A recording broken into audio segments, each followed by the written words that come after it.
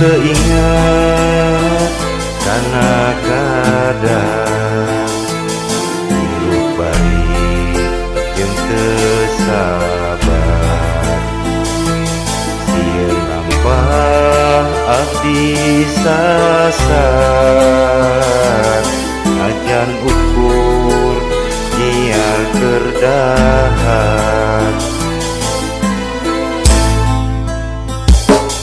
geus nasib budak jalanan gawe ngamen dina kendaraan ngajual sola di jalan teu maksa rek pepentaan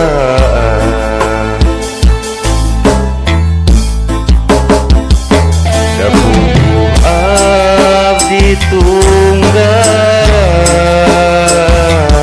geus teu indung teu bapa kaya anu ngurus pisan alun-alun tadi jalan awak luut leet gesan